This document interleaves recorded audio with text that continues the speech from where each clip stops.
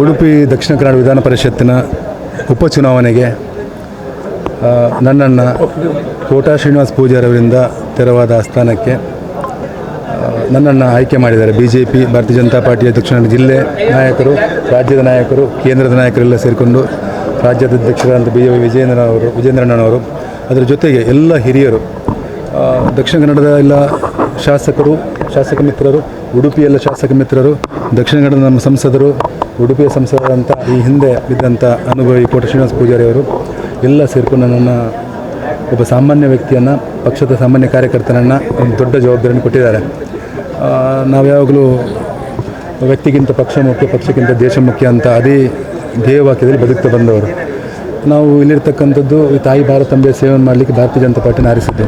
ಅದಕ್ಕೋಸ್ಕರ ಒಂದು ದೊಡ್ಡ ಜವಾಬ್ದಾರಿ ಸಿಕ್ಕಿದೆ. ಈ ಜವಾಬ್ದಾರಿಗೆ ನ್ಯಾಯ ಕೊಡುವಂಥ ಕೆಲಸವನ್ನು ಮಾಡ್ತೇನೆ. ಅದೇ ರೀತಿ ಕಾರ್ಯಕರ್ತರ ಜೊತೆಗೆ ಏನು ಸ್ಥಳೀಯ ಆಡಳಿತ ಎಲ್ಲ ಸದಸ್ಯರ ಜೊತೆ ಸೇರಿಕೊಂಡು ಅಲ್ಲಿಯ ಗ್ರಾಮ ಪಂಚಾಯತ್ ಇರ್ಬೋದು, ತಾಲೂಕು ಪಂಚಾಯತ್ ಇರ್ಬೋದು, ಜಿಲ್ಲಾ ಪಂಚಾಯತ್ ಇರ್ಬೋದು, ಸಿಟಿ ಕಾರ್ಪೊರೇಷನ್ ಎಲ್ಲ ಆ ಸಮಸ್ಯೆಗಳಿಗೆ ಸ್ಪಂದಿಸುವಂಥ ಒಂದು ಉತ್ಸುಕತೆ ನನ್ನ ಹತ್ರ ಉಂಟು. ಅದಕ್ಕೋಸ್ಕರ ಚೆನ್ನಾಗಿ ಕೆಲಸ ಮಾಡ್ತೇನೆ.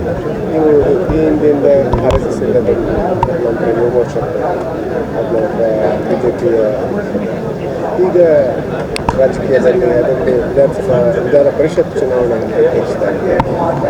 ಈ ಜರ್ನಿ ಹೇಗಿತ್ತು? ಅಂದರೆ ಇದು ಎಲ್ಲ ಸಂಘಟನೆ ಜವಾಬ್ದಾರಿ ಹಿರಿಯರು ಕೊಟ್ಟಿದ್ರು ನನಗೆ. ಅಂದರೆ ಈ ಜವಾಬ್ದಾರಿ ನಿಭಾಯಿಸಿದ ಕಾರಣಕ್ಕೋಸ್ಕರ ಇಚ್ಛಾಶಕ್ತಿ ಉಂಟು ನನಗೆ ದೇಶದ ಕೆಲಸ ಮಾಡಬೇಕಂತ. ನಾವೆಲ್ಲರೂ ಯುವ ಮೋರ್ಚಾದಲ್ಲಿ ಭರತಣ್ಣ, ಬ್ರಿಜೇಶಣ್ಣ, ವೇದನ್, ನಾವೆಲ್ಲರೂ ಸುನಿಲ್ ಕುಮಾರ್ ಅವ್ರ ನೇತೃತ್ವದಲ್ಲಿ ನಾವೆಲ್ಲ ಹೋರಾಟವನ್ನು ಮಾಡಿದವರು. ಅದಕ್ಕೋಸ್ಕರ ಈ ಜವಾಬ್ದಾರಿಗೆ ನ್ಯಾಯ ಕೊಡುವ ಕೆಲಸವನ್ನು ನಾನು ಇವತ್ತು ಯಾವ ರೀತಿ ಇದ್ದೇನೆ, ಈಗ ಶರವ ಮಹಾಗಣಪತಿಗೆ ದೇವರಿಗೆ ಪ್ರಾರ್ಥನೆ ಮಾಡಿ ಬಂದದ್ದು.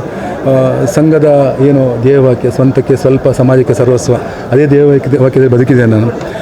ನನ್ನ ತಂದೆಯವರು ರಾಮಣ್ಣ ಭಂಡಾರಿ ಅವರು ಜನಸಂಘದಲ್ಲಿ ತುಂಬ ಹೋರಾಟವನ್ನು ಕೆಲಸವನ್ನು ಮಾಡಿದ್ದಾರೆ.